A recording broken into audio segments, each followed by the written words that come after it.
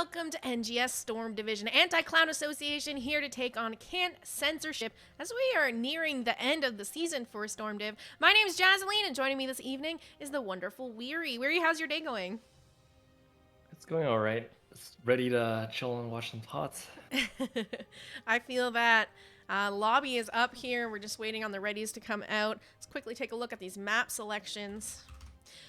We had the coin toss won here by Censorship. They've opted for first pick, giving map pick over to Anti-Clown Association. The bans for this evening, Sky Temple and Braxis banned out by Anti-Clown Association. Dragonshire and Tomb taken away by Censorship. And we're kicking things off on Battlefield of Eternity. Let's jump straight into this draft here. Now, BOE is one of my favorite maps to not only play on, but cast, because there's always a lot of brawling happening here. What do you look for on a team for BOE? Yeah, so BOE is definitely, when we talk about maps, this is definitely one of the more still snowballable maps, right? So you definitely want to have a pretty strong early game, have good immortal burn, and, wave play not as important, but overall having good team fight and having good presence early is important. We see a Hanzo ban from Censorship and a Lunara ban from Anti-Clown Association to kick things off. Both of these not too unusual to be picked up on Battlefield of Eternity. They provide decent burn. Maybe not the best burn of any hero, but decent enough. Yeah, for sure. I think on this map, DPS priority definitely goes up a little bit more, and just seeing a few comforts stand out from both sides. I'm gonna see the Dahaka taken away next here by Censorship. Why a Dahaka ban on Battlefield of Eternity? Not usually a map where you need a global presence to get value here. So why the Dahaka ban? Saw a Blaze ban out afterwards. I think some part of it was they want the first pick Blaze for themselves, but just getting rid of one of the other top tier offliners was what they were trying to go for. And here, they just pick up the first pick Lucio, this is I would say one of, if not his strongest maps.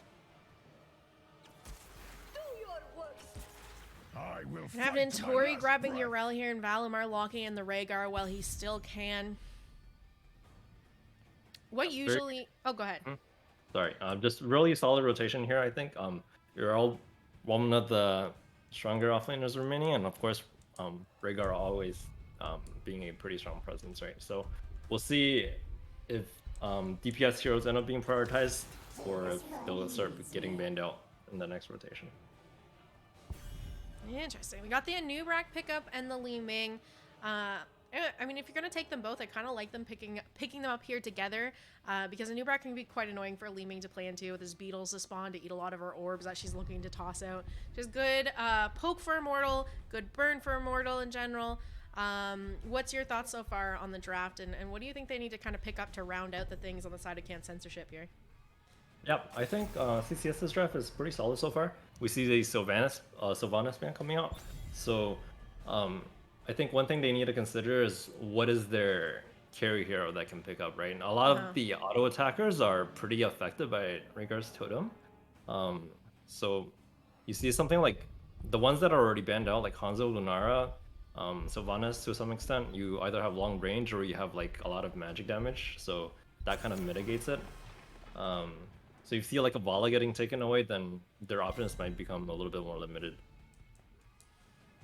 You don't have any DPS picked up yet for Anti-Clown Association here, so they might prioritize grabbing that now. Still looking for a tank out of ACA as well here. What's really left for these tanks? I mean, Joanna's still on the board.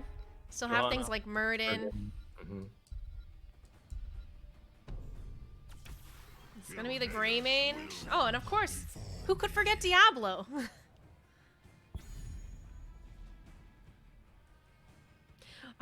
Weary, you're a Lucio player, right? Talk about the Diablo-Lucio matchup, how that kind of plays out. So in general, this matchup is really pretty much skill dependent. I think if the Lucio player is good enough, you're really not getting wall banged most of the time, especially if the Diablo is playing from vision. Now, a good Diablo player can counter, as we see the last pick Malthael coming out, along with the Maiev to kind of deal with this Diablo. But as I was saying, if the Diablo kind of plays from fog, you can definitely catch the Lucio off guard as well. Yeah, another, I guess, threatening aspect could be if your team has really good follow-up, you can just look for like raw QEs instead of queuing off walls, which makes it a bit more unpredictable. All right, we got the Falstad as the last pickup here for Anti-Clown Association. Do you think there is any chance of a Bloodlust Rhaegar? Is this just going to be Ancestral?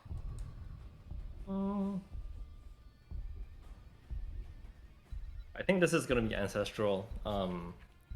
Looking at the damage structure from TCS's side, they really want to look for the one-shot blow-up. So leaving mouth out, right? Their target is going to be whoever they lock down, most likely the frontline Diablo. That being said, with the presence of the web, if this was me playing it, I would still consider Bloodlust. You know, just like passing the ability before I got web, and just like even if I have to trade my Diablo, my Greymane and False, I can just like clean up the rest of the play. I mean, all in all, you're looking over the side of Censorship. They don't have really any of those typical tools to shut down a Bloodlust and then just running at them.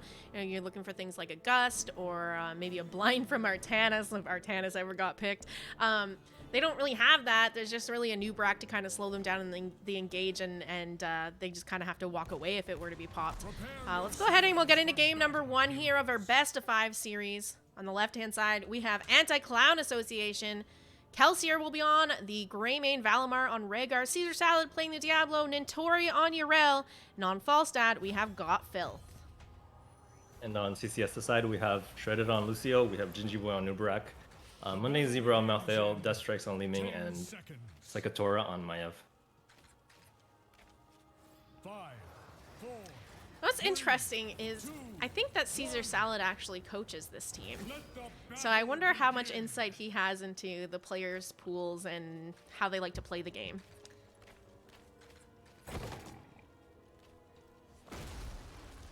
We're going to see the usual 4-man bot here to kick things off. Falstad immediately CC'd by Gingy Boy, but able to walk away. Valimar getting him topped off now. Death Strike's just looking to put a little bit of damage out onto Anti-Clown Association. Clear up that minion wave. Meanwhile, in top, we're going to have a rotation here from Caesar Salad. Look at Mundane Zebra. Got Filth flying in to help for this kill as well. See if Mundane Zebra can find a way out of this, and he won't. First blood over to the side of Anti-Clown Association. Got Filth going to hang around top here for a little bit, try to get some siege damage onto this wall. Yeah, really good rotation coming there from ACA. Using, I guess, the lack of experience from CTS side, not tracking heroes properly. 2 heroes instantly going up to stop them out there. Kelsier's looking for some damage onto Gingy Boy. They've started the camp in bottom lane, knowing Falstad's top, trying to use that numbers advantage. Gingy Boy's already eaten a ton of damage. The camp is going to go over to the side of Censorship, though. Meanwhile, in the top lane, they're going to trade out for the camp up there with Falstad helping out Nintori.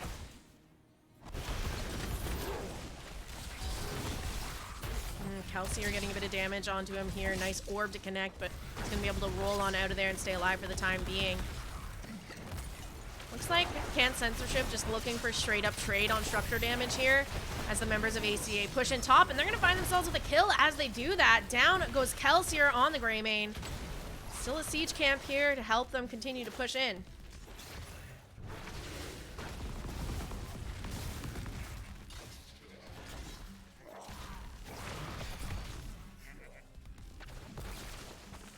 How's this trade going, Weary? Is this an even trade? Is this worth it for these teams here? Yeah, so ACA is definitely getting the better of this trade. Even despite losing a member, their push is a little bit faster. Overall, though, I mean, you see the top 4 being pretty heavily damaged, right? So this is definitely ACA favorite. Gonna see both these teams start up their bruiser camps here right before objective spawns in. We got 30 seconds till those immortals are on the map. ACA grabbing their camp right at the 20-second mark. I'm interested to see if maybe somebody can clear it out a little bit. We have Nintori rotating down there to also just get the wave ready. Maybe gonna get some value out of this bottom bruiser camp. Yeah, so Ninja is gonna try to soak his bot wave with the camp, and then meanwhile their global is gonna just player on the other side, and he's probably just gonna stay up there and just try to push that forward down.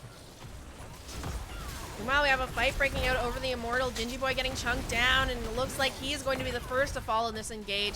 Down goes the Anubarak. Falstad still hanging around in top, clearing out that bruiser camp. Now just finishing it off here. Not too much race happening on this Immortal yet. Destrex getting some poke in there. And Tori trying to jump in, but shut down a little bit. Pulled around by the bind on Maiev. Now walking away here. A stun connecting onto Mundane Zebra, and we're going to see halftime hit in favor of Can't Censorship. Although, I will say, Anti-Clown Association starting to sneak ahead on the XP. Yep, just a few picks here and there, 1 or 2 waves. If he got built here, let's see if he lives this one. Dodges both stuns and flies away, he's good. Create a lot of space there. Meanwhile, Kelsier is just burning by himself right here while he's going to try to defend. And Tori in trouble, getting pulled in by the Maiev bind, gets the self-heal off here, but it's not going to be enough to keep him alive. He will go down. Valimar not able to save him, being chased down now by Shredded Wind. Members of CCS able to step forward now, and this was a real tight race, but it's going to end up going over to the side of Anti-Clown Association. There's like 400 health left on the Immortal. Yeah, and meanwhile, the damage they got from top half just pushing the entire time, that's probably like more value you get from that than from the average Immortal. Caesar Salad going in for the engage on Gingy Boy. Nothing really to follow up on that, and this Immortal is going to go down pretty quickly here. No shield on it. So first Immortal of the game. It's cleared up. Gets a tower, not much more here for Anti-Clown Association. Meanwhile, in top, though, Mundane Zebra getting rotated onto. Got Filth and Nintori on him here, and here's a rotation from Caesar Salad as well. Gonna try and juke something. Shredded Wind's coming forward to try and keep him alive, and he is out of there, safe and sound. Keeping that fort alive in top still.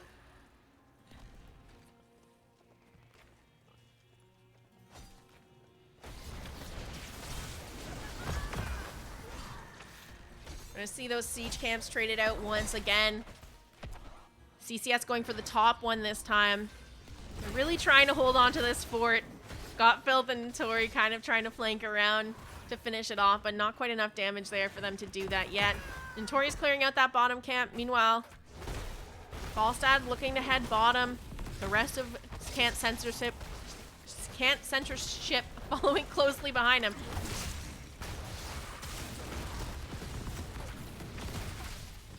That XP gap, though, kind of a little bit gone now for Anti-Clown Association. We have Can't Censorship hitting their level 9s now, just shortly behind Anti-Clown Association.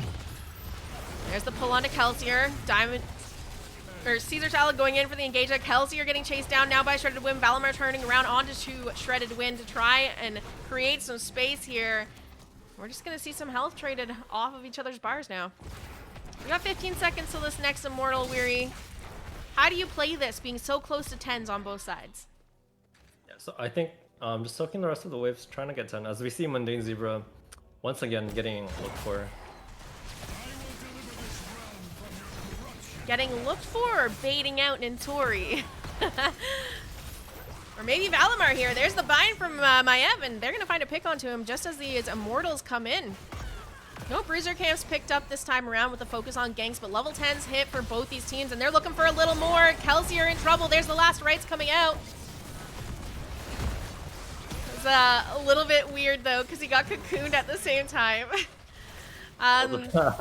Very good ice block there from the enemy. Yeah. That's kind of funny. He ends up going down anyway, and they get the Ardent Defender out of Urel as well. They're going to reset at that fountain. A little bit of burning happening now. Death Strike's working on that Immortal. Caesar Salad's still around for the defense in the meantime.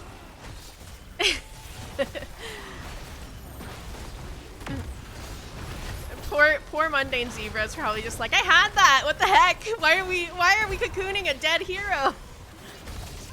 I think that could have gone very bad for the side of ACA if that reset happened. Yeah. Yeah, for sure. For sure. As is the walk away with the free halftime, and we'll see how they posture here. They're down ults for another 15 seconds, so they can't posture too hard here. Nintori in a little bit of trouble, is going to have to back off for the time being, but the rest of his team is around to support him now. Deathstrike's still trying to get some damage in on the flank here. Split from his team though, so he does need to be a little bit careful. Gingy Boy stepping up now. Caesar Salad finds the stun into the wall. Cleansed by the high five. There's the cocoon onto Diablo and the engage onto the false ad. The cleanse comes out, but the bind still pulls him back in. Got Filth in a bit of trouble, getting chased down now by Shredded Wind. We have the orb connecting, and there is the pick on to Falstad. CCS pushing forward now onto this Immortal. Kelsier going in, trying to get a return kill. The last rights is going to go out onto him. It's a little bit more damage, and he will go down as well. A 2-for-0 in favor of Can't Censorship. They're now looking to finish off this Immortal. CCS is looking pretty good here. Yeah, once they got 10 and Wraiths and Web came online, they're really trying to play their style of one-shotting, and seems like they're catching HCA a little bit off guard. I really would have liked to seen ACA try to secure this top fort at some point as well. It's been sitting so low for so long now. Just having that extra pressure in the top lane would be pretty valuable to them during these Immortal fights.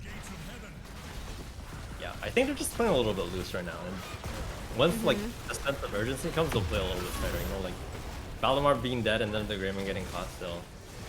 And they're going in for the fight behind Immortal. Lightning Breath going to be popped on Diablo. Nothing to be found out of it. Now backing off to finish clearing up this Immortal. This Immortal is pretty healthy. A nice full shield on it. And they're now just knocking that off. So this fort is in trouble. Nintori's trying to create some space so the members of Can't Censorship can't step up to follow up and siege with this Immortal. Caesar Salad also doing a good job of creating that space as well. They're actually going to be able to clear out this Immortal before the fort goes down. Shredded Wind in a little bit of trouble. Want to go ahead and skate on out of there, though. In the meantime, Melthiel free soaking bottom lane. Maiev, big bind there, pulling in the members of Anti-Clown Association. But again, nothing really found for either team here. Oh. There's Diablo into Maev's ult. The silence to follow up, but this fort's gonna go down. Maiev going in for the engage, pulling Kelsier and Caesar Salad out of position. Cocoon out onto Rhaegar. They don't have a healer for the time being, but he's back up in time to give the Ancestral to Kelsier. Caesar Salad, though, getting chunked down, and not a lot left here for Valimar to do to keep him alive. They are going to find the pig onto Diablo. Let's see if they can return the favor and take this top fort down. They're pretty low, though. Both Maiev and Li Ming out of mana right now for this siege, so they might just have to walk away from the fort for now. Meanwhile, in bottom, Melthiel had a bit of free pushing going on down there. He was able to secure a camp, get a few waves without being contested, but ultimately he's now going to be picked off. Top siege camp in the meantime will be picked up by Can't Censorship. Weary, what are you looking to do if you're on these teams right now? So with the Malthael building down, they kind of have to chill here and maybe look to just pick up their party camp. Li Ming wants the back right now, right? She doesn't have too much mana. CCS did a really good job holding like 4v5 for a really long time. I think the Malthael on the other lane didn't get quite enough value for how long they were holding. I would have liked to see a maybe clear a wave and just come up and just force the 5v5. They're so close to finding forts for CCS here as well. Top fort goes down on their side. And bottom fort is also now starting to be chunked, but it's only going to take a little bit for them to kind of return the favor and take top and bottom fort off of Anti-Clown Association as well. Caesar Salad going in for the engage onto Gingy Boy, finds the stun. Now looking at the flip, there's the high five to keep him safe. Got Filth on the flank here, Lightning Breath coming out now from Diablo. Members of Can't Censorship backing up for the time being. Need to top up a little bit. Not sure if Gingy Boy has his tap up here, or if he's just going to need to hug Lucio for a little bit.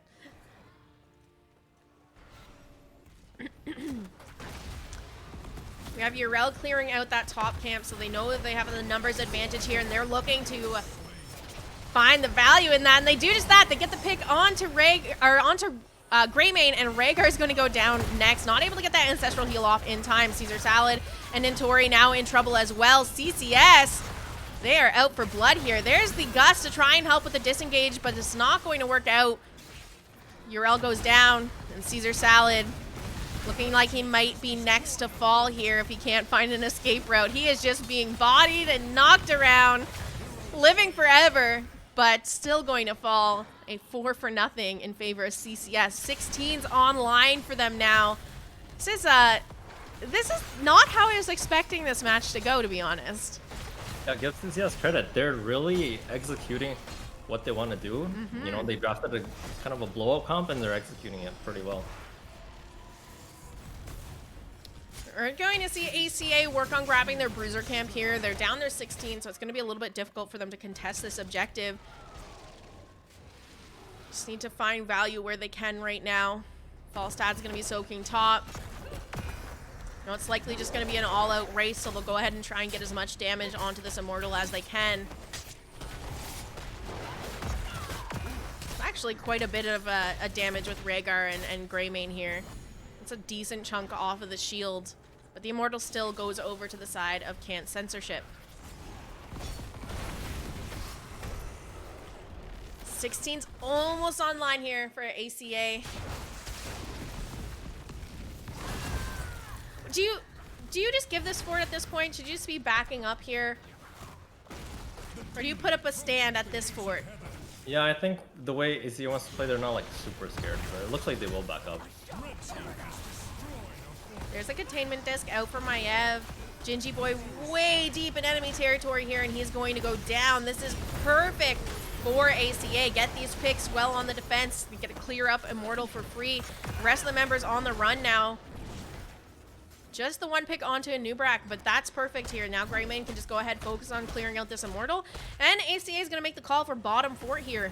With Maiev and Lucio backing, there's not really anyone around to defend this.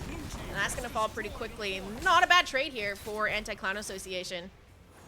Yeah, pretty good guster by Got Filth. Not sure if Gingy Boy and Noob recognized that his team got gusted and burrowed in. Kind of like 1v5. So what happens in these team fights, right?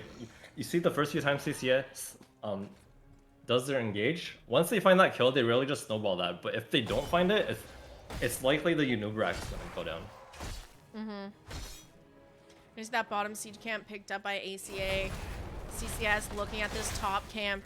Most of the members of ACA rotating up here. They're not going to be here in time for the invade to contest this camp. They might be here on time to maybe catch them out in the lane. Or maybe CCS will catch them. Who knows?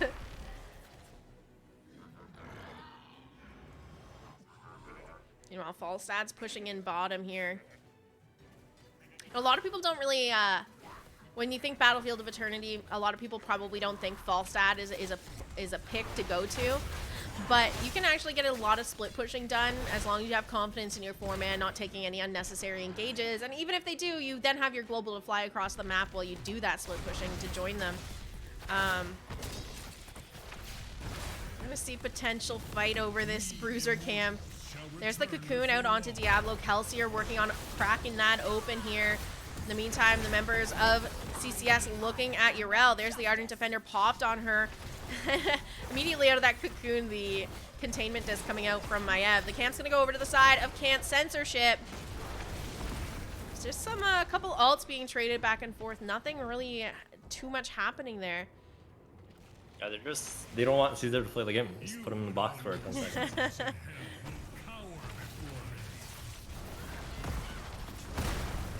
Ooh, that blow up onto Death Strikes. Able to live for now. Gingy Boy trying to disengage here. We also have Maiev in real awkward positioning, getting those resets on her Q, but that's not going to keep her alive. She's going to be the first to go down in this fight. There's the Gus pushing Shredded Wind.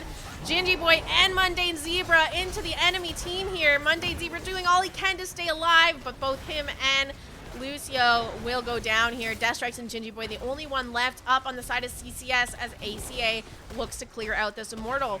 I mean, right now, the state of the map, very even. On XP now, ACA starting to close that gap that CCS had on them with those kills.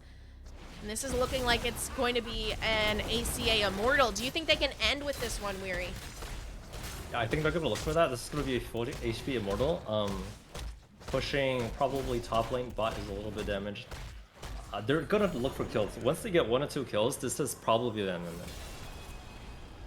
We stand victorious. I mean, this is about as even as you can get. Like XP even, structures even. Now with the advantage of having the Immortal here for ACA, let's see if they can try and close out game number 1. Let the burning Falstad's gonna look to get them 20s in the bottom lane. He's clearing out that wave, grabbing the XP. They're gonna have that 20 talent tier advantage for just a short moment here as they look to siege in onto top keep. There's the cocoon onto Diablo. Gingy Boy diving the back line. Mundane Zebra is in there with them, but it's not enough damage to do anything. Cocoon down for another 60 seconds here as ACA pushes in. They have the Ancestral coming up in 10 seconds and everything else up and available for them with this push. Caesar Salad going in. Maev looking to see if she can find something there. Immortal shields are falling and now sitting at about half health, and this keep will go down. They need the picks, I think, to be able to close this game out, and they haven't found them quite yet, but Mundane Zebra is going to get caught out. Oh, but he's back up and alive because he took the level 20. And he's going right back in. There's the Ancestral Heal coming out. Maev incredibly low, but they have the Containment Disc on a Greymane to stop that death from happening. Core damage online, 66% and falling. Kelsey are going in for some kills here. Core being focused. Ardent Defender coming out. They have the Kata to help them as well. 15% and going down. They are committing. And that's going to be a game number 1 to ACA. They really kind of didn't need the picks there to end that game, turns out. Yeah, pretty close game. Once around 16 hit, ACA kind of had their sense of urgency turned up a little bit. They stopped playing so loosely, and at the end, Web was used. That was a pretty good engage. I think that caught up ACA a little bit off guard actually when the Anu just went past the keep gate. So the problem was, I think, the way their damage structure is, and especially if their Li Ming is not like totally in sync with them, if she's just burning or if she's can't like walk past the wave to follow up, right? So that engage ended up getting like blown up. Basically, it didn't happen. So they're just down and all, and then. At the end there, ACA just saw that they could just end, and then just everybody just hit core. Yeah, it's very difficult for Ming to follow up on that deep of a dive. Yeah. And outside of that, I mean, I think you really need her to be able to follow up on any kills you're looking at. Melthiel, unless they're super chunked and Melthiel wants to drop a last rites, Maev and Melthiel, well, Maev more specifically, are kind of there to kind of help set up the kills, if anything. Yeah, Melthiel tried to get in there. He did. He tried to follow in the Anu, but they just didn't have the damage between the two of them to do anything into that back line. Li Ming is really like your only source of damage on defense as well, right? So if you're not communicating that ahead of time, like say, hey, I'm going to look, do you have your spells? Or if not, hold it. She's just going to chuck it off CD, just try to kill the Immortal as fast as you can. Yeah, that's very true. Let's take a quick peek at the talents here. Anything that's sticking out to you? We have a go for the throat from Kelsier. I don't think that's too surprising. I mean, the only person that you would probably want to curse bullet is in a new Brack. The rest of the team is pretty squishy, and you can probably get some pretty decent value out of go for the throat into what they've drafted here. What's your thoughts? I think throat is totally fine. We see a little bit some like off meta things, like we see Cannoneer, for example, on Li Ming instead of usually Blink, or occasionally you see Glass Cannon from some players. You see the auto attack from Anub as well, but these aren't super like horrible picks or anything. They're a little bit of weird, but I think they're fine. We're waiting for the next lobby to come up here. Let's pop back on over to myself and my lovely Uther portrait to represent Weary.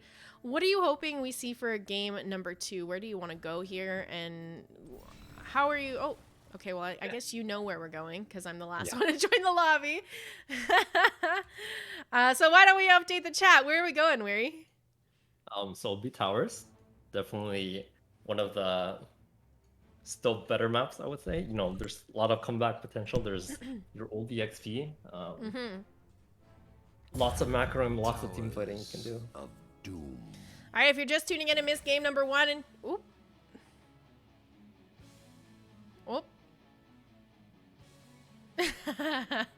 they accidentally started the draft here, and the other team wasn't ready. They didn't ask for the readies; they just jumped in, so someone had to drop.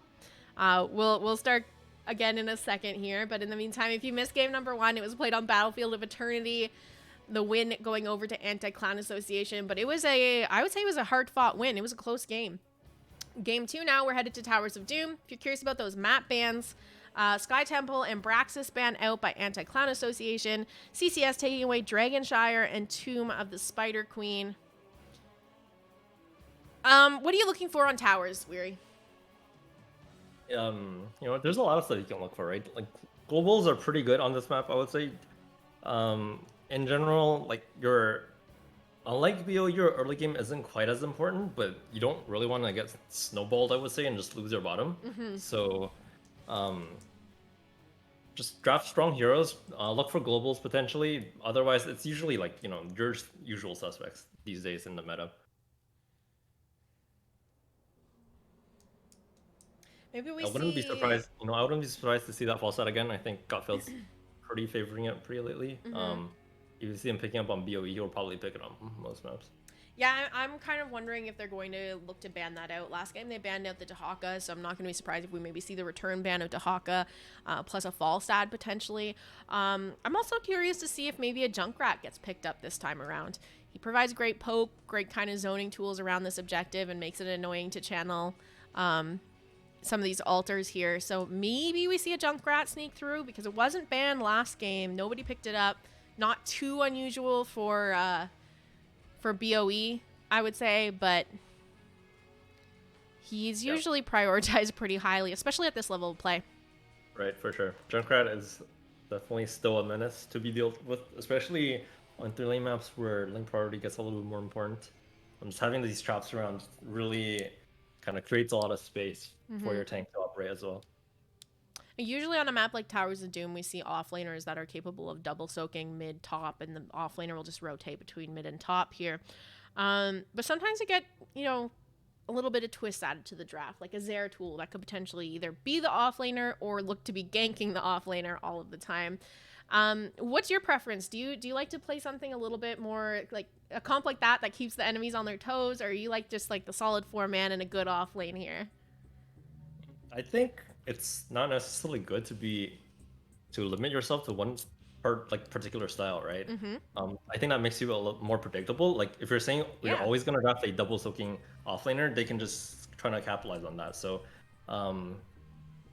it's good for your 4-man if you're strong to help your offlaner and just go mid and catch that wave and get priority that way. It can be good if you have a strong independent mid laner, right? If you have a flex pick like Falstad or like a Tychus or whatever that can clear mid decently fast and safely, and he can go and look to gank the enemy offlaner. These are all different scenarios that you can look for. Hey Brando, thank you so much for that tier 1 sub. Welcome back to the squad. Can't believe it's been 7 months already. Hope you're doing well. We are just waiting. There we go. All the members back in. Hopefully they're ready now. Now that it's been a few minutes, we can jump into game number 2 here in just a moment.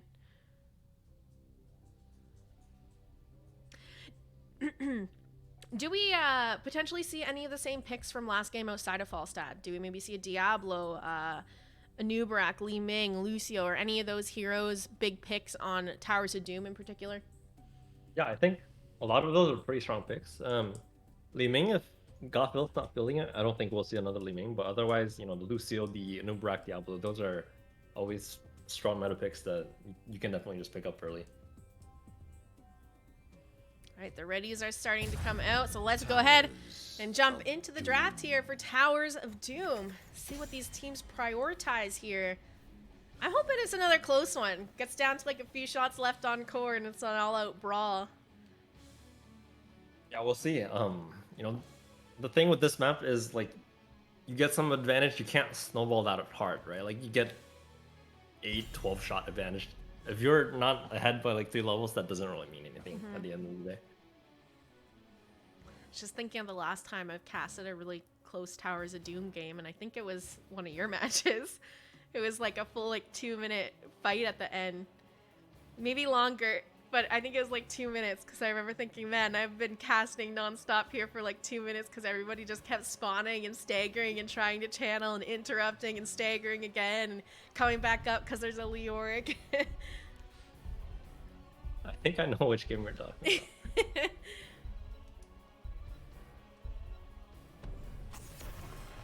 All right, there's the Junkrat. I was talking about how we haven't seen him tonight. He wasn't banned or picked in game 1, but he can get a little bit more done here on Towers of Doom, so I'm not surprised to see him taken away. What I'm curious now is, does Can Censorship ban out the Falstad, or do they keep it up and maybe look to pick it, or are they going to stick with the Dahaka ban?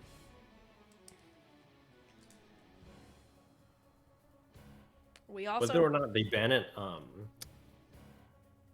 unclear. Personal preference, but I don't think they'll look for it as a first pick option. They're going to leave both up. They're going to ban the Tracer out. Joanna's been taken away here by ACA. Now, why... Explain to chat why Joanna maybe not prioritized on a map like Battlefield of Eternity, but on Towers of Doom this time she's not going to be let through. You know, the thing is, if they really wanted to play it, like, ACA could have picked up Johanna as well. It's not like she's that much worse on BOE, but having her on a 3-lane map just enables you to, you know, your tank has wave clear, which helps the rest of your comp a little bit more. Oh, this is my We get that Lunara ban once again, and Lucio is going to be the first pickup here for the side of Can't Censorship. Why are we seeing the first pick Lucios? I think certain teams just like having that unstoppable. I think Lucio's a little bit underrated right now. He's definitely really strong. The question I have is, with these first 4 bans, like, how much priority are you... So you see, like, the enemy matches you with the Rega, and then the false just comes right back, right?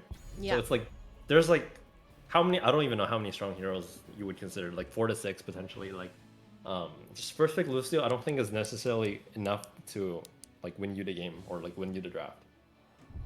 Yeah, I kind of am feeling that. I would have liked to see them prioritize something like the Falstad here, especially after ACA picked it in game 1, knowing it's up and available to pick again. They are going to grab the Dahaka, so they do have at least one global on the side of Can Censorship, and they have the Sylvanas as well. I like Sylv here because you can kind of get away with some early siege potential with her trait onto those bottom bell towers, sappers to back it up. Maybe she even talents into Merc Queen and gets a little bit of extra damage off of them as well.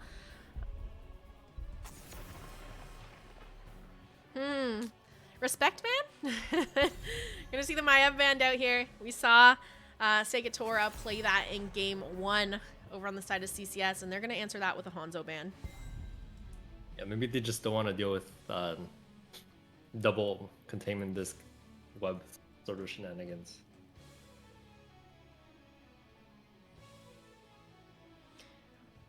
We still have Diablo, Anubarak, Muradin, lots of tanks to choose from. Really, the only one's not Joe. Oh, they're just full on. Oh, okay. Not quite running it back, but almost. Tyrael was banned last game. This time they're going to be able to grab it here. And they're going to run the Grey main once again.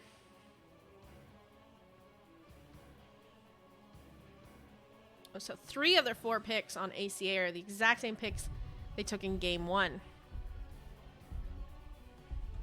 What does Tyrael provide this team that Diablo maybe didn't going into this game? Yeah, so Tyrael's a support, right, from your tank position, basically. We do see the CCS side rounding out with a Genji and a ETC. ETC perhaps making a little bit of a comeback. We'll see if he goes for the block party against the Grey main. But as we go back to the Tyrael thing, so Tyrael Blaze, as always, like a classic combination. But so Tyrael really enables your auto attackers in Grey main and Falstad. We just see a little bit of a switcheroo here. The other thing is he ironically doesn't have CC, so with the Lucio on the other hand, you're not really as affected, right? If you don't have any CC, what is he gonna cleanse? Okay, I was just watching them trade back and forth. Like, there's no way Caesar Shout's not tanking, right? Pop on over to us here while we load into the game. All right, I'm looking at the drafts, and I'm super favoring Anti-Clown Association here. But what's your thoughts, Weary? Who are you going with, and why? I think the ACS comp is just all around pretty solid. You have really good meta heroes. They have good synergy together. not the players themselves. I mean, that's obvious, but Yeah. it really like synergize each other. You have your off tank Blaze that provides some bit of CC and like slows, and then you have the rest of your team that's just kind of just like run in there and just bulldoze and sink. All right. Let's get into this game here. Game number 2 of our best of 5 series. We have ACA on the left-hand side. Mostly the same players as, well, the same players, but mostly the same heroes is what I'm going to say. The real only change is Tyrael this time on Caesar Salad and the Blaze on Intori to change up this draft this time around. A lot more changes happening on the side of Can't Censorship, though, for their draft. We got the Destrike, Sylvanas, the Gingy Boy, ETC, the Mundane, Zebra, Dahaka, and Sekatora on the Genji. And try to win, still sticking to that Lucio. We don't often get to see ETC pick. There's a nice drag, but that's cleansed right away by Valimar. You get one. Until, how long's the cooldown? I want to say 45. But as you were talking about, ETC definitely not a necessarily common or meta pick, but into this strong auto attacker style, I think it's not horrible. You know, as long as he knows his limits and don't slide it in like when he's not allowed to, you can just press E for blocks, press W just to create a bit of space. Pretty good wall tank for them. We're gonna see Got Filth and Intori trying to get a bit of pressure up in top lane. Mundane Zebra's there to soak the XP. Sekatora walking up, looking for a little bit of damage onto Got Filth. Nothing too much found there, and we're actually gonna see Intori start up that top camp. In the meantime, down below, we're gonna see camps traded out between the two teams. I wonder, you know, if maybe Can't Censorship could have gotten away with an invade onto ACA and just brought the Dahaka down.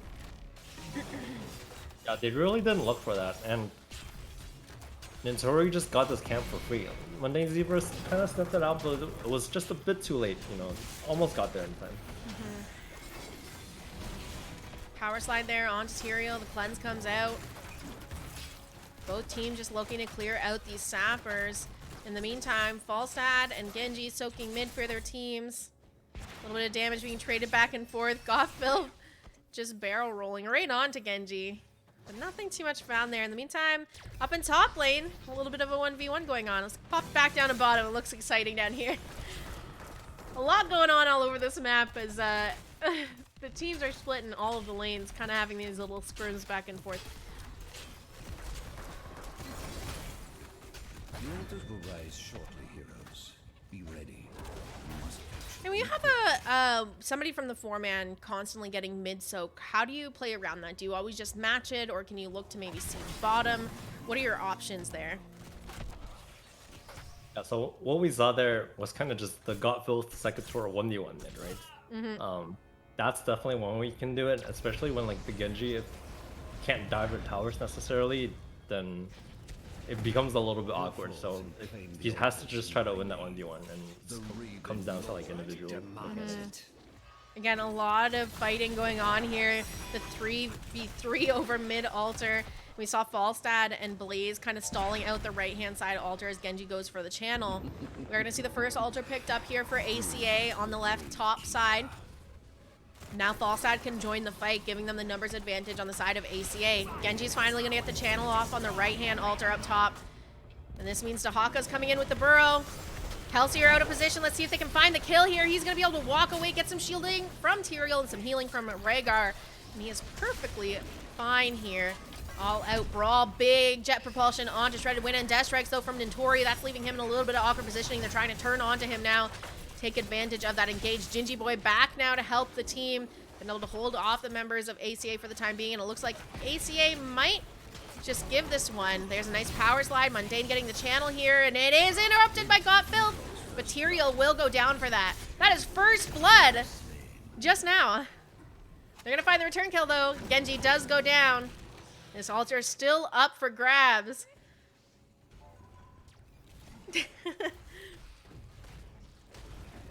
both these teams just kind of walk away like, okay, we'll just chill on the altar for a minute. Let us go do some other things and we'll come back to it. Shredded Wind's going for the channel now. Kelsier stepping up for the interrupt, but does not find it in time. And this one will go over to the side of CCS, bringing the score 32-36 in favor of Can Censorship. We saw this Really happen. good body blocking there from Jinjibwe. I'm just denying that foul from Notori and just getting back up. Caesar Salad's kind of scouting this camp out. They have their sappers running in right now. Shredded Wind knocking them back for a moment to stall them before they run in. And now Jinjibwe looking for the engage. It's a bit of damage onto Kelsier. We also have a fight over this top camp right now as well. However, Gotfilth is coming to help out, and no respect for the 1v1 there. That top siege camp will go over to the side of Anti-Clown Association. See if they're getting some value out of bottom, seeing two members of ACA top right now. Genji's gonna go top here. It's just two fights breaking out at the same time. I don't want to miss deaths. There's Mundane with a drag. He's gonna go ahead and burrow. Looks like he doesn't have any essence here, and they're just gonna back off. Meanwhile, back to bottom. A lot of damage put out onto Jinjibwe and Shredded Wind, so they're gonna have to back off as well. Look to get topped up, healed up, and defend this bottom lane. Power slide there, out onto Caesar Salad. He's gonna be able to reposition on that Tyrael pretty easily here. Give himself a little bit of a speed and walk on out of there. Shredded Wind, though, is also pretty speedy, but not enough to catch them, it looks like.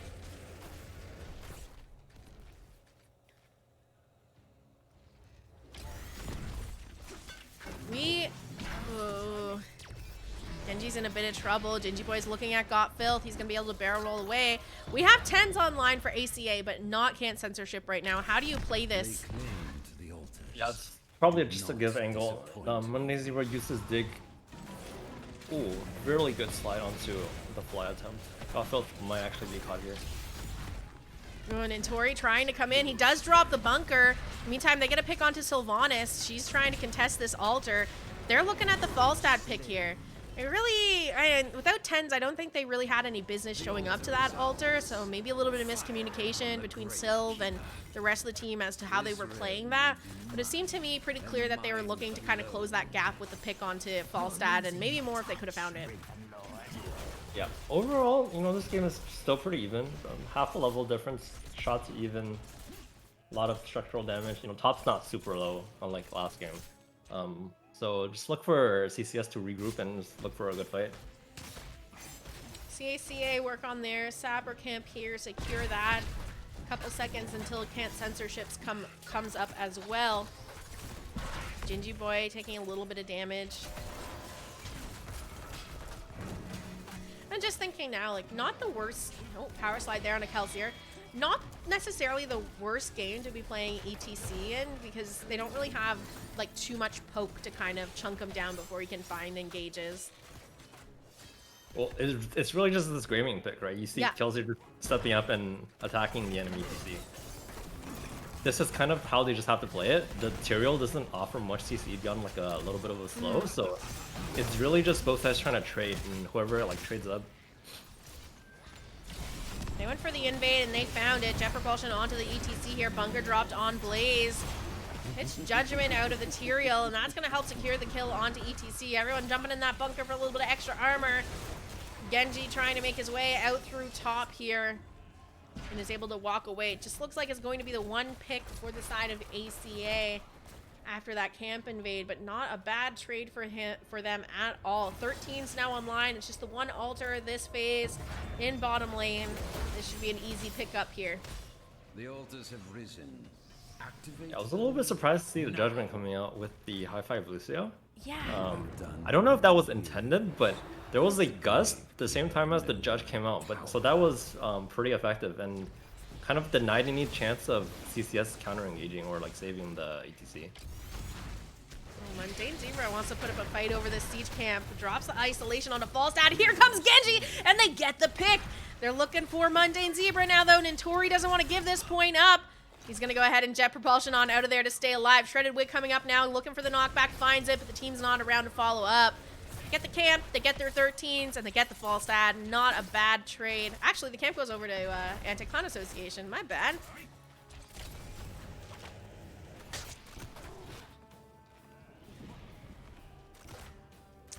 Gingy Boy's looking for that engage onto Kelsier now. Or Valimar if they can find it. Power slide out. They find the stun, but not the follow-up. And now Kelsier's trying to shred through a bit of ETC's health pool here. Gotfield flying in to join the team. We have Genji also rotating down, or at least trying to, or thinking about it. Now heading back towards mid to catch the soak there. Siege camps up again. Genji's getting mid soak for the team. This is a little bit scary of an invade. They're going for it anyway. There's the Mosh, the Gust to shut that down. All out brawl happening by this Sapper camp. Already picked up by the side of Can Censorship. Bunker's gonna go down and Tori looking for the jet propulsion. Finds it onto ETC, gets the cleanse, and is speeding on out of there. However, Judgment to follow that up. High Five was already used on him. That connects, but it's not enough to find the kill, and it looks like the members of Can Censorship able to just walk away. Quite a few key ults used there. The only thing left up on ACA is that Ancestral. We have an X-Strike and some High Fives up for Can Censorship here. It's 2 altars available for grabs.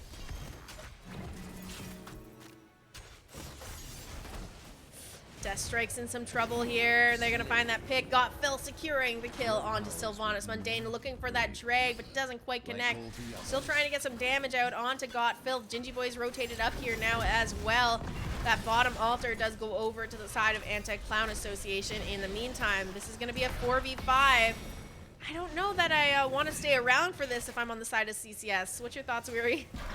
Yeah, so they really greeted out a lot of value there, and Inturi actually backed out of vision, while the Sylvanas was kind of just hanging around with like no mana, and the Godfield manages to find that kill like 1v2.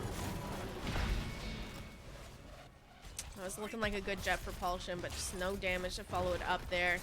Everyone's going to be safe, but these Sappers walking in. Oh, here's another jet propulsion. High Fives coming out from Shredded Wind. It's going to help everyone stay alive.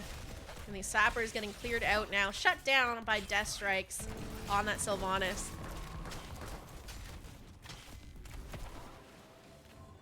Meanwhile, Falstad's pushing top. Dahaka's getting that mid-soak. Top is slowly falling. Here's the mosh out from ETC. No interrupt this time. X-Strike going out onto Kelsier. The Ancestral Heal is going to keep him alive. Bunker now dropped and got filled with a huge gust, knocking back the members of Can Censorship.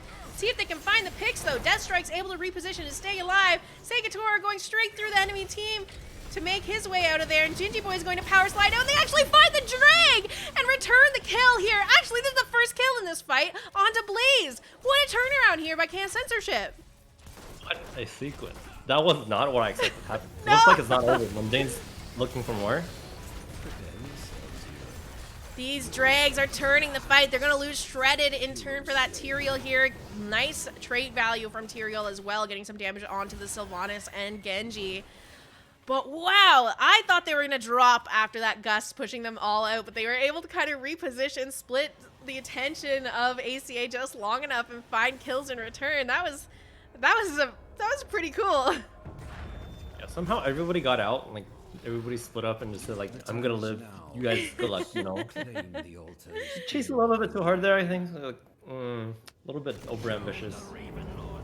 We have Genji securing top right altar. Gingy Boy trying to get that altar in bottom, interrupted by Kelsier and Falstad, looking for the channel on top left, but Genji's around to interrupt that. Deathstrike's going for the channel. Mundane Zebra and Gingy Boy stepping up to zone, and they're going to find that altar. Genji's still been stalling out this top one, but he does need to be careful. There's the jet propulsion. He's going to go ahead, get on out of there. Shredded Wind around to give him some heals. Got Filth looking for the channel, but Mundane Zebra using that global to come up and contest this objective. However, in bottom, they're in a bit of trouble. ETC goes down, and Sylvanas is running away now. There's a lot of split fights happening this match. A lot going on at the same time. Yeah, I'm just trying to pan my camera constantly just to catch everything that's going on here. Mundane Zebra looking like he is in a questionable spot here. No way out. It's a slow but sure death for the Dahaka here. In the meantime, Sylv and Genji knew they weren't going to be able to grab that, so they're trying to look for value elsewhere. They got the Sapper camps on their side. Now they're looking at the invade here. Got Filth is going to come over and check this out. Goes for the gust, trying to get in there, and he gets it! Caesar Salad coming in to help him as well.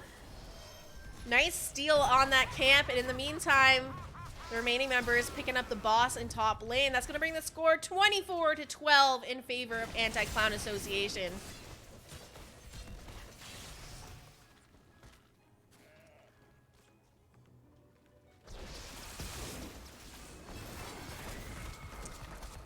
So you're playing on the side of CCS right now. Looking at the levels here, what do they kind of need to do to stay in this game? Ideally, they just fix their lanes a little bit and then try to look for a good fight. I think the last few minutes they're kind of not quite on the same page. You see like Gingy Boy looking for a 3-man Mosh, but he only has Sylvanas with him, right? So in the meantime, like his team was trying to contest the enemy's ultra. Their lanes are also in a bit of a scary position here where if they do fall, I mean, you can just kind of 6-cap to win the game. You don't even have to wait for these objectives. All the walls are cleared up. There's a bit of damage on each fort. Nothing huge, but with a Greymane on your team, you can kind of run them down pretty quickly. So Death Strikes on this Sylvanas has been trying to soak some waves the last minute or so. So it looks like they're just, hopefully at least, they try to not look for too much and just give this next phase. Because if they get into this fight here, this could get really bad. This is looking a little scary. Gingy Boy is going to go down. Here is the judgment onto Lucio. Can high five yourself. So he is out of here. A 2-for-0 in favor of Anti-Clown Association. They're going to go ahead and channel the altar on the right-hand side. Let's see if we got any interrupts. Sylvanas looking for it. Do stall it out for the time being. Once again, Intori going for the channel in the meantime. Dahaka back channeling the other one though, so it's a trade here.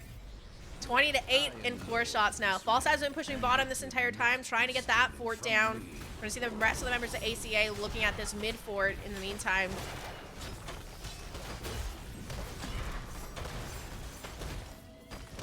I think that play from Dahaka maybe could keep them in the game a little bit longer here.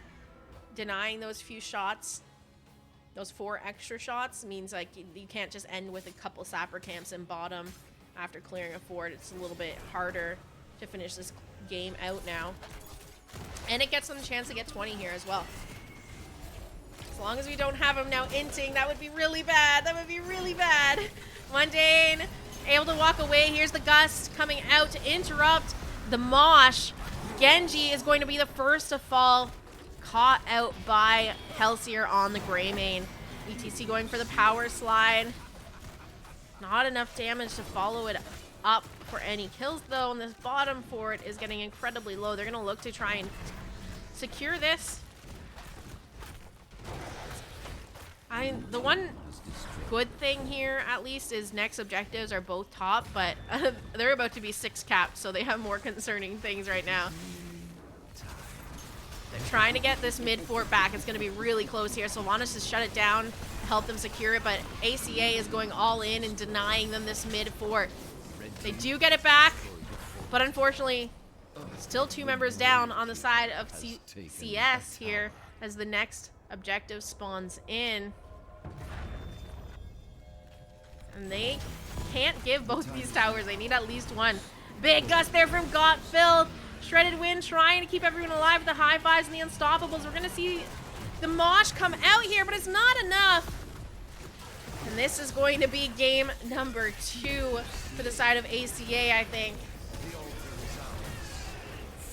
These X-Strikes resets are going to actually like hog here, but no, Genji's going to go down. Down goes the Dahaka. Full team wipe for Anti-Clown Association, and that is a GG being called in chat.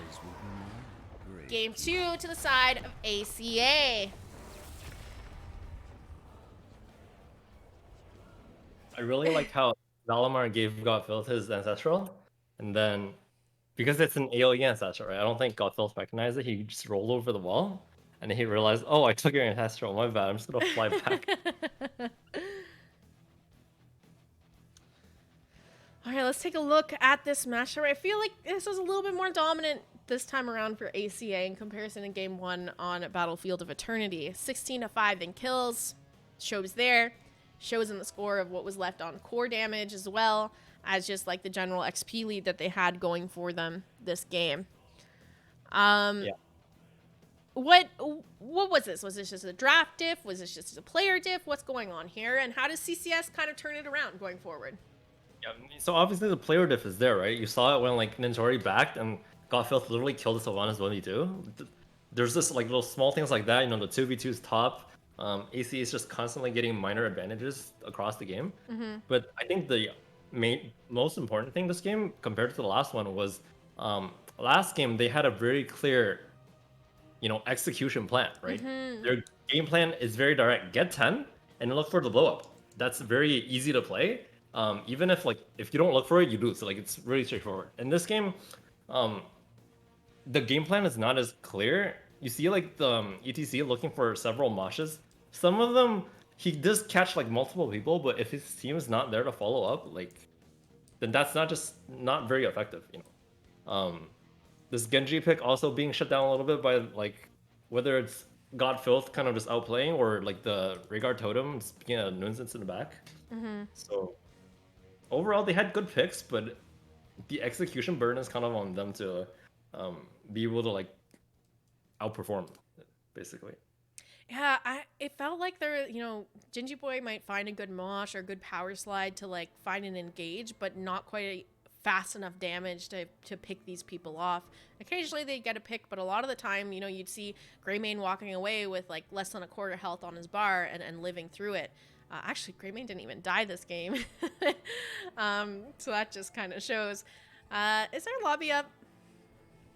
Pop on over to myself and Uther, aka Weary. That's what he actually looks like in real life. Did you guys know that? Yeah. It's true, right? Yeah. For sure. He's the oldest guy in CCL, if you guys didn't know. Are we ever gonna get a Weary Day camera? I'm gonna say no at this point, but we'll see.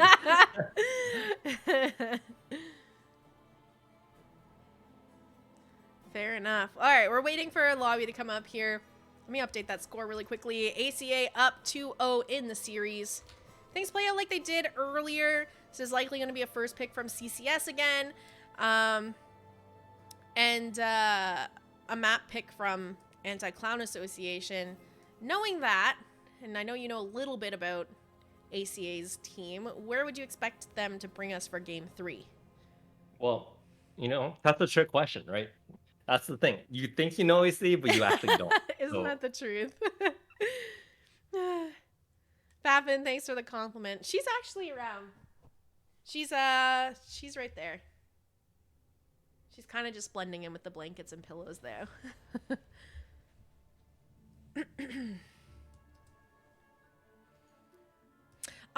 Okay.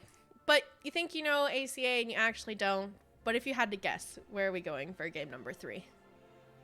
Can you remind us of what the bans were for this one? I absolutely can. Let's pop on over there now while we're waiting for that map pick to come up here.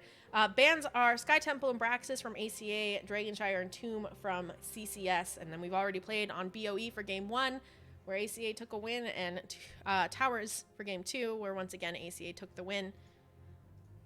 So the lobby is actually made. I haven't collected, but I'm gonna guess it's Infernal, and let's see. It is Infernal. What do you know?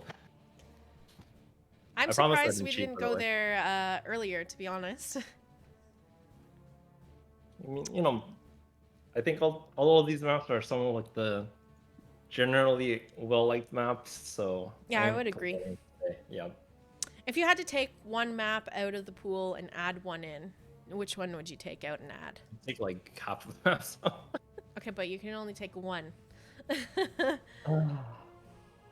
Out of like which pool? Like the CCL pool?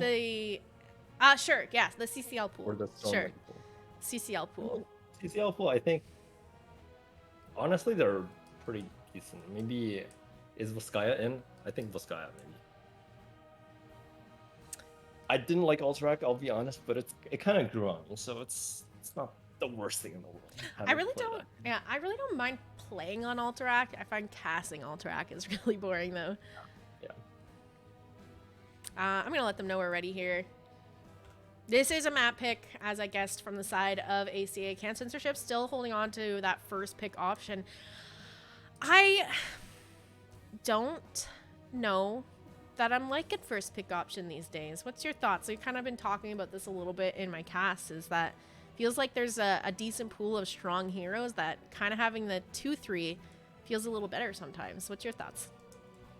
I think, I mean, we haven't really scribbed, right? I don't think a lot of teams have. So the meta, I would say, is not settled. And obviously, like, regionals also have different meta.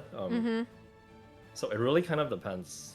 I think first pick Lucio can be acceptable. It just depends, like, how your team plays around that. We'll look to see if they shake something up in this draft, or if they still stay with that first pick Lucio. Yeah, I'd like to see Falstad out of here. I don't know that he'd pick it on Infernal Shrines, but Definitely he'll pick it will on BOE, so I'm expecting him to pick it on Infernal Shrines and maybe do definitely some... will pick Yeah.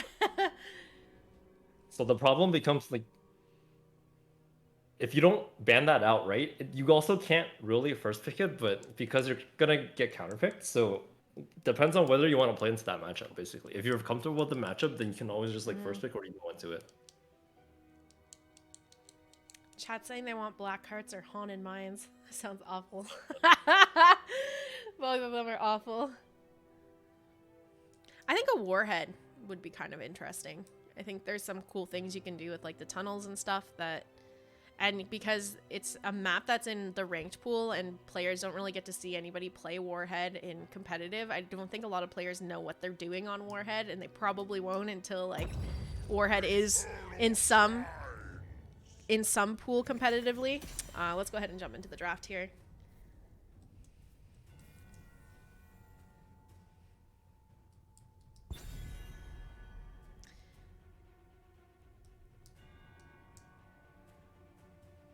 Oh, one of the viewers saying I just don't like map picks. It's always the same maps. It gets so boring. Need more Sky Temple. Definitely not. A lot of the maps that you guys don't see played very often are not played for a reason. Like, Sky Temple can be very snowbally. Once you're behind, you're, like, forced to try and contest objectives, or behind on structures, I'd say. You're forced to try and contest objectives, which can be really hard to do when you're playing from behind already. So that's likely a reason we don't see Sky Temple very often. Junkrat and Hogger banned out to kick things off. Nothing too surprising here. Both of these heroes fantastic, especially on Infernal Shrines. Yeah, I think this next ban here will... So they choose to ban the Lucio. So it looks like their team priority on Lucio is just overall high, right? So that kind of explains why they're trying to first pick it. They think it's strong, and maybe they don't want to play against it. Chat wants to see a mandatory first map of Sky Temple every best of 5.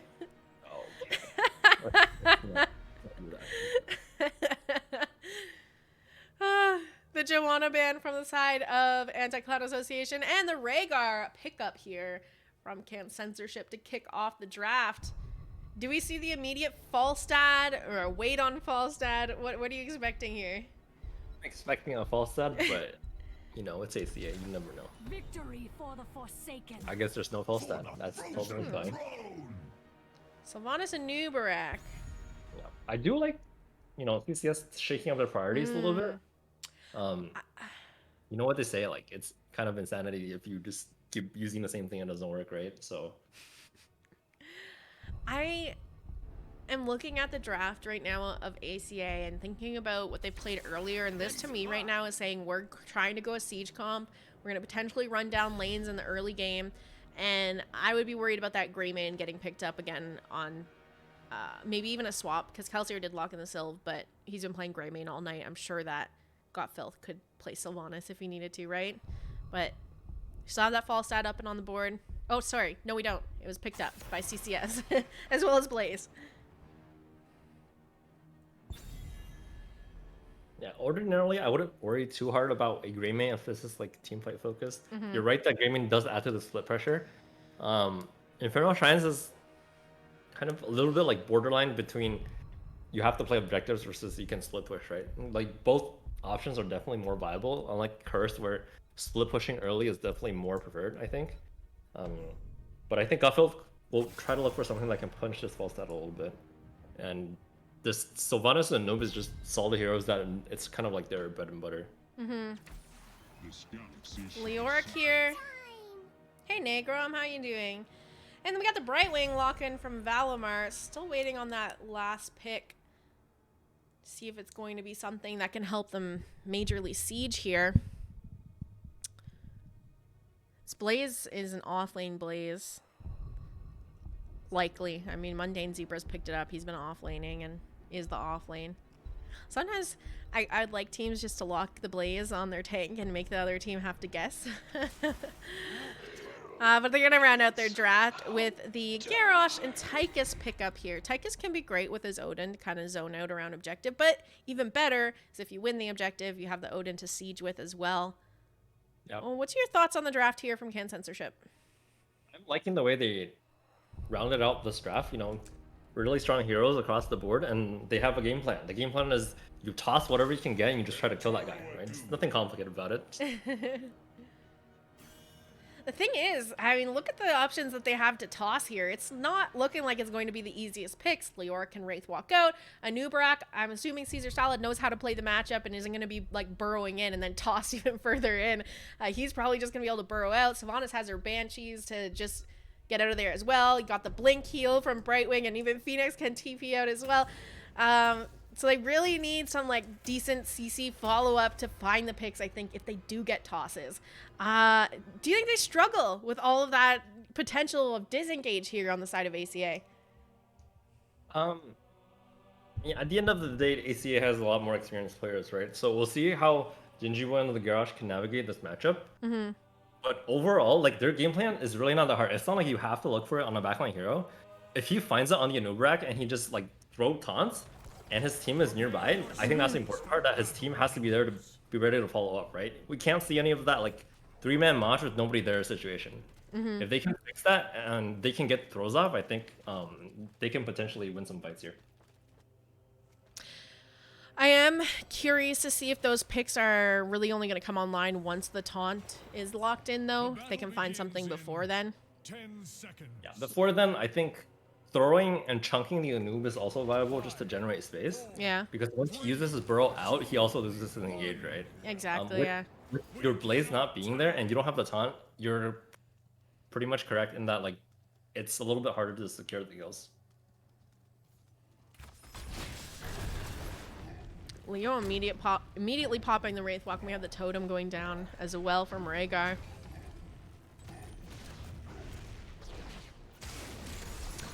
Falstad. Oh, I was going to say Falstad's taking their Gathering Storm. There's the toss on to Caesar Salad, and they're going to find the pick.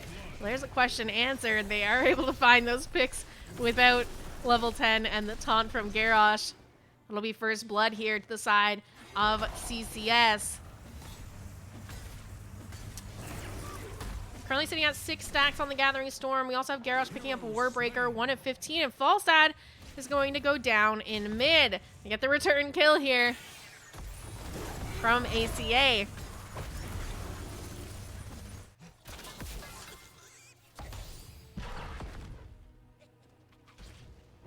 These are some funny rotations this early in the game.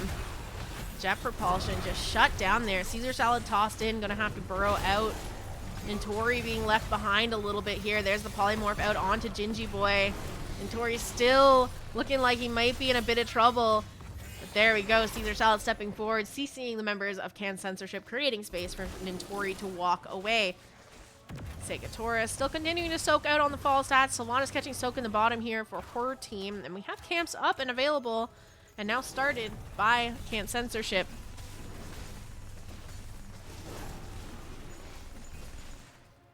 A lot of action in the top lane here for it being Infernal Shrines. Yeah. Perhaps a little bit unnecessary action. I get that like CCS wants to use the early game advantage to look for plays, but once you don't find that, I think it's better to just focus on macro and not ERAM way too much.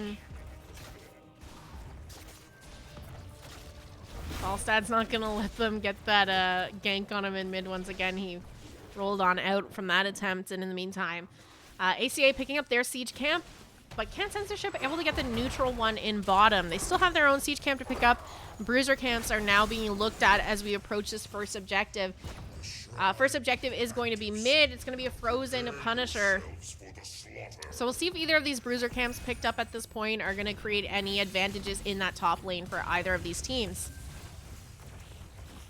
Yeah, meanwhile, Kelsier's staying here. You know, he got his wave cleared up. Caesar's chilling nearby to create some space for him. He's gonna get half of this tower.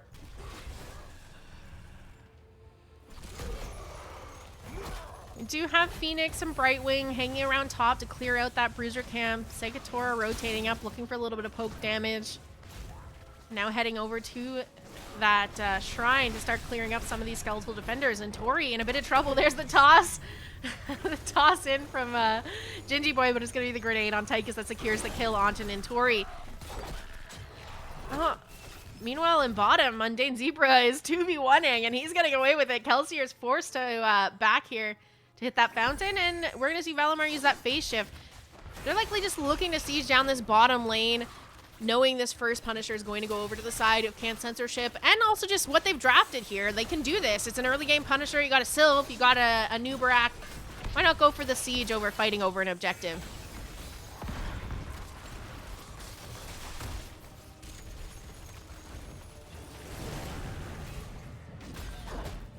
There we go. Frozen Punisher secured now by the side of Can't Censorship. We're going to see the Wraith walk out from Nintori, and the members of ACA rotating up now to clear out this Punisher. Let's see who comes out on top here with the choice to siege bottom. They actually end up getting more out of that choice than you do with a Punisher at this point. There's a root. You would get a little bit more with the Frozen, right? But it seems like the team wasn't there in position quite fast enough, and they also weren't responding to bot fast enough. So overall, they traded down pretty heavily there. Yeah, you take a look at bottom here, entire wall is gone. Mid, they're still holding on to towers. And this is why you kind of see in this early game, especially on Infernal Shrines, that some teams might just prioritize sieging somewhere else on the map over fighting over these objectives, potentially falling behind on XP if they lose those fights. And then the Punisher on top of that. Yeah, that was actually kind of worst case scenario for AC. Leoric getting picked off, and then a Frozen Punisher. But even in spite of all that, as we do see the toss on the Caesar. Ooh, the phase shift is going to keep him up, though. Seikatora on the flank trying to get some damage to finish him off. The camp goes over to the side of Can't Censorship. In terms of XP, it's looking pretty darn even. Still have a couple extra members up in that top lane once again.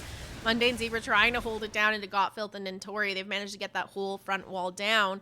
Fort's still standing for now. Next objective is going to be up there, so as long as they can continue to hold on to that fort, they'll continue to hold on to that fountain, which means they kind of have a reset for this next objective.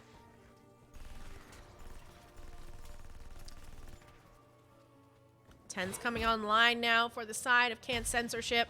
We have the Ancestral Heal from Rhaegar. Odin picked up by Tychus, Gus from Falsad, Bunker from the Blaze, and Warlord's Challenge from Garrosh. We have 10s on the side of ACA as well now. Wailing Arrow from the Sylvanas, Blink Heal from the Brightwing, Caesar Salad.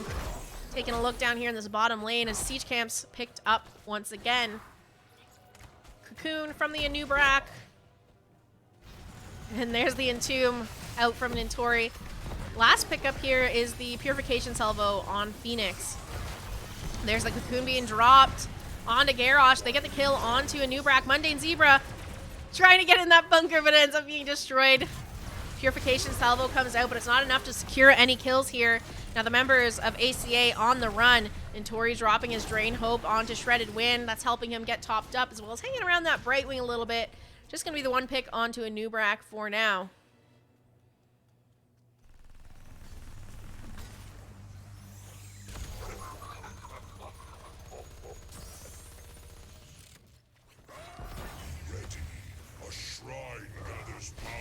Toss there onto Gotfilth. He's going to blink right back out. Taunted by the Garrosh phase shift coming in onto Gotfilth.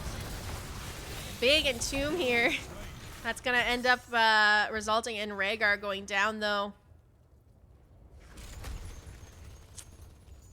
just before this first objective. In the meantime, Blaze is free pushing bottom. Does need to be careful. Caesar Salad rotating very deep behind him to get that wave soaked. Sylvanas coming in with him as well. There we go. There's the stun. Needs to be careful of how he passes out of here because jet propulsion could have been interrupted. For now, staying alive and wants to defend this fort. Pings out onto the fort here for ACA. They look like they're going to be prioritizing sieging across the map once again over contesting this Punisher potentially. Mundane Zebra looking for the jet propulsion, not able to find it. Phase shift. Brightwing trying to save that Phoenix up top, but it doesn't work out. The phase shift does not connect in time. Nintori, the only one up here now on this shrine. He almost finishes off. They're at 32. Now the phase shift comes in, and you hate to see it. You hate to be there as a Brightwing.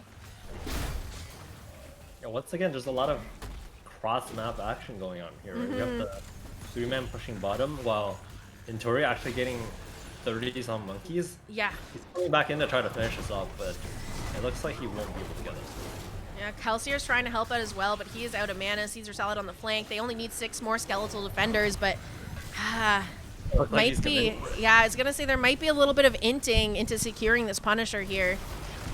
There's the Gus pinning them into the wall. Caesar Salad goes down. They already got the pick onto Leoric. Got Filth is going to go down next. They're at 39 skeletal defenders. Kelsier and Valimar, you gotta know they really want to finish this off. And we're gonna see Sylv use the Wailing Arrow to secure a Punisher for Anti-Clown Association. Cost them quite a lot to do that though. Ooh, that Ancestral. Just a hair shy of connecting onto Blaze, and he will go down. I don't know if he had his bunker up when that happened. Maybe he could have saved himself.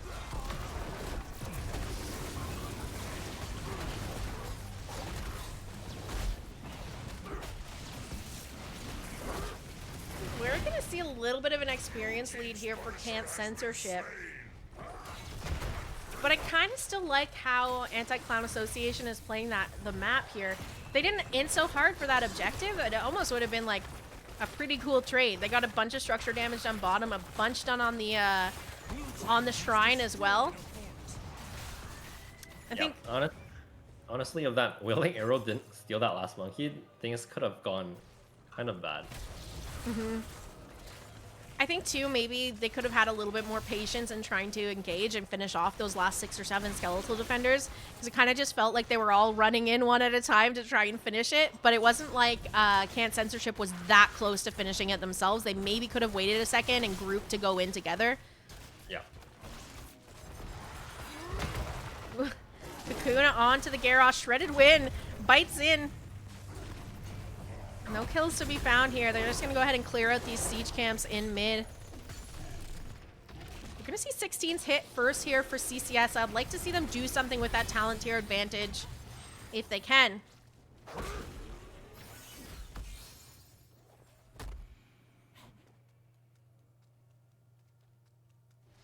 Still don't have those 16s yet, though, so they need to be a little bit careful until they come online.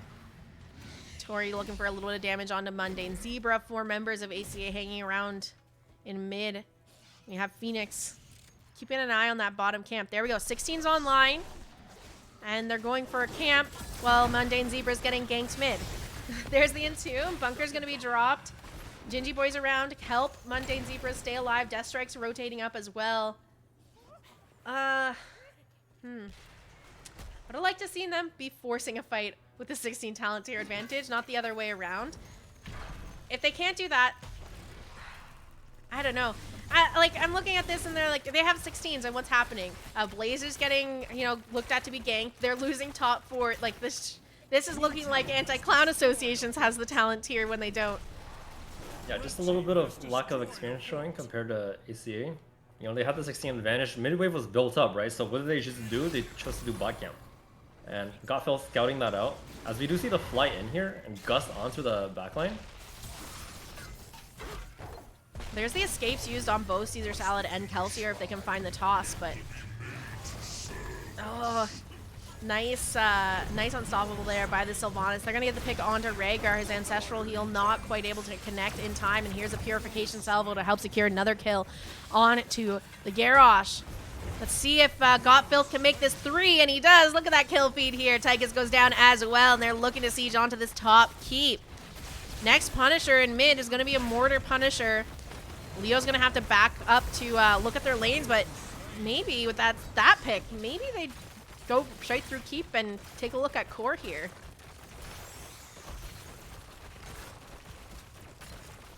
What do you think? Too early to end, or you think they can get a bit of core damage in here?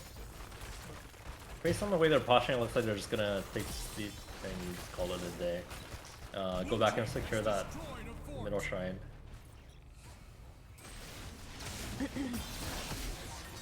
Ooh, Falstad needs to be careful here, getting a lot of damage onto him. The Ancestral Heal's going to come through and connect to keep him alive. Caesar Salad going in under towers to try and secure that kill. Kelsier out of mana here, by the way. Caesar Salad also getting quite low. We're going to go ahead and start up objective, though.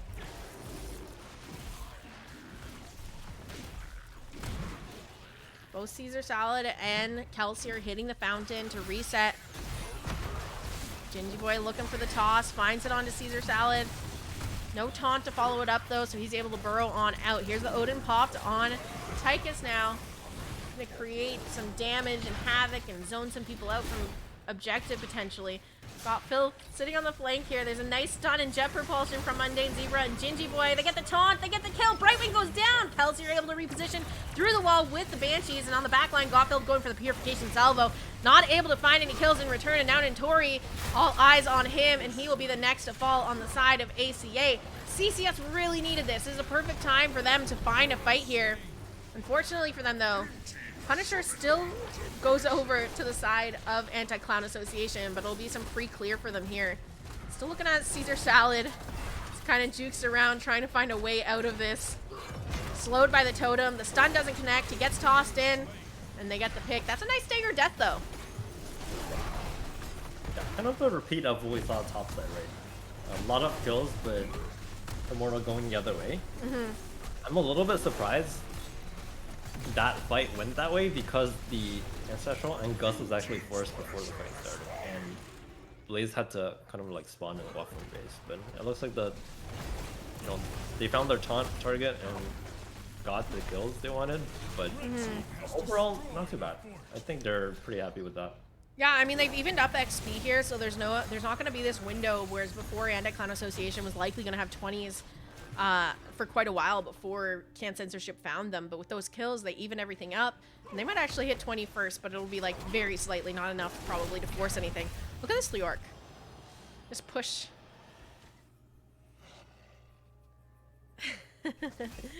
Just hanging out.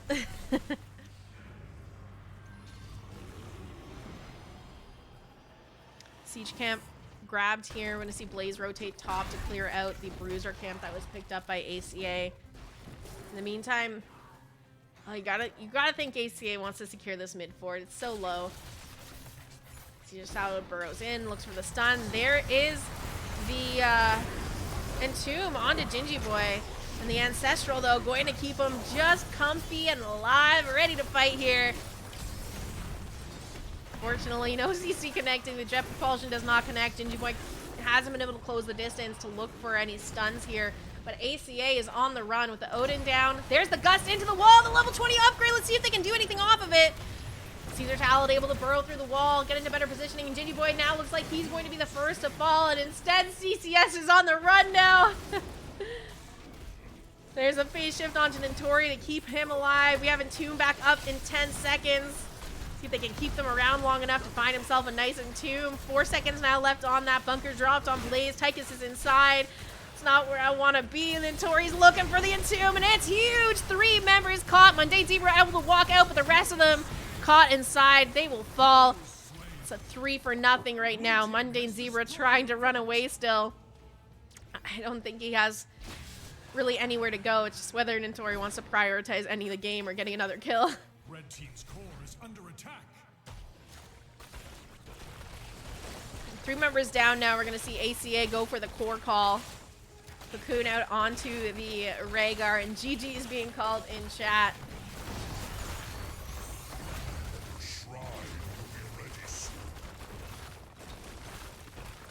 It's a slow but sure end here for Anti-Clown Association. Red team's core is under attack. GG's and well played. ACA takes the series in a 3-0 this evening. Weeries, what's your thoughts on the series, the match?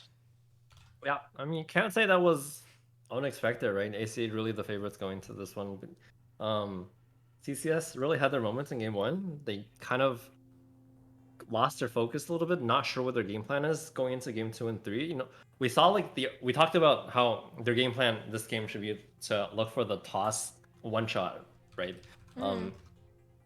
That looked pretty decent early on. As the game went on, they kind of lost sight of that. You know, you saw that like scrap fight top right camp around level 16.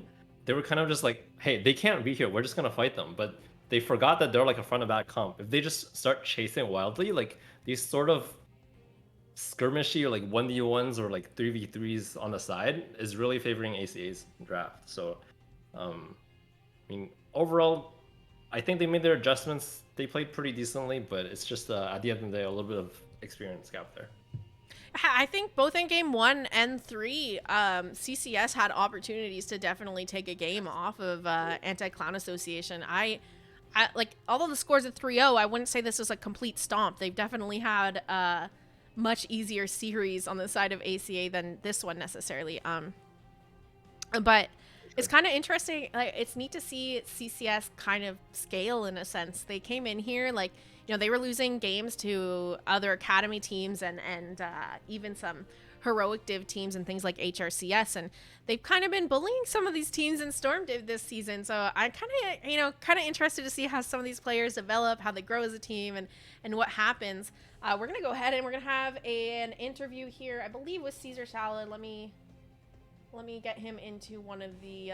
Okay, we'll jump into lobby 2, and hopefully they jump, or we can join the AFK channel they're in. Let's join the AFK channel they're in NGS. I'll meet you over there. Hello. Oh. It's gotta be.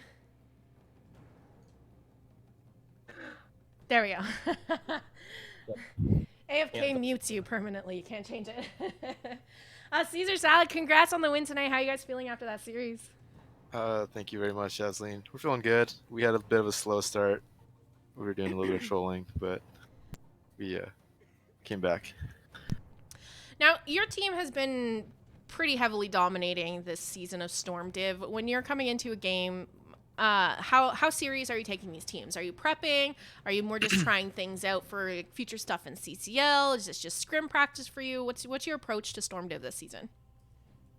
I'll be honest, it's just fun. We haven't really scrimmed.